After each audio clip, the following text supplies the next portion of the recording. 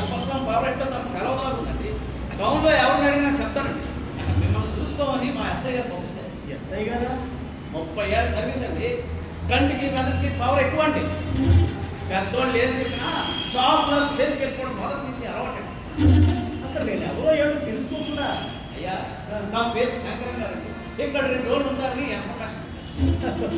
ఆగా నా పేరు శంకరం కాదు, రాంబాబు. రాంబాబా అంతేనా? సరేనా? సరే మీ డ్యూటీ ఏదో మీరు చూసుకోండి, నా డ్యూటీ నేను చూసుకుంటాను. రాంబాబు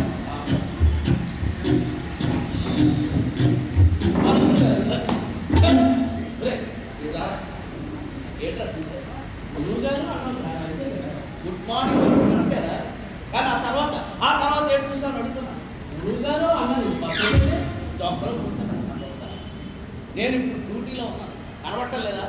అలాంటప్పుడు గురువు గిరు అని గీరగలనా ఉంటే నవ్వులు తీసేస్తాను.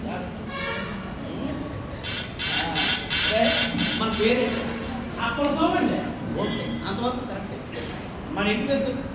సొరకాయలండి. సొరకాయ? మా ఇంటి పేరు అదే కదండి. నేను అడిగింది మన ఇంటి పేరురా. మన అంటే అర్థం కాలేదా? నా ఇంటి పేరు చెప్పు. అది ఇప్పుడు మన పూర్తి పేరు చెప్పాలి. సొరకాయ. అవునా?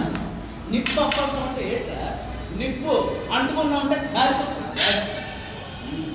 చూడు, నేనే అల్లాటప్పగా అనుకున్నావా? గ్లామర్ కానీ డొక్కలు పుడుస్తాయి. Broker యాదవుల్ని తీసేశాను, rowdy యాదవుల్ని ఏరినట్టు ఏరేశారు.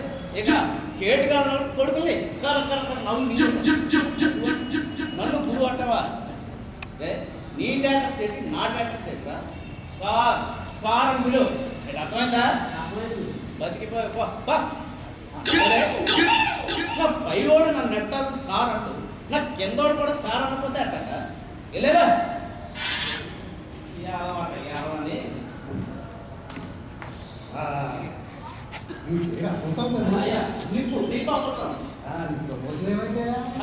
అని అది మా రాదండి. ఏమంటారు? డ్యూటీలో నిప్పు కదండి, ప్రమోషన్ రాదు. ఆనెస్టీ నమ్ముకునేవాడికి ప్రమోషన్ రాదు. ప్రమోషన్ ఆనెస్టీ ఏదో ఒకటే కోరుతారు. నేను ఆనెస్టీని కోరుకున్నానండి, ఎట్టగా అయిపోయింది. ప్రతి వాడు ఆనెస్టీ నమ్ముకు బతకాలి.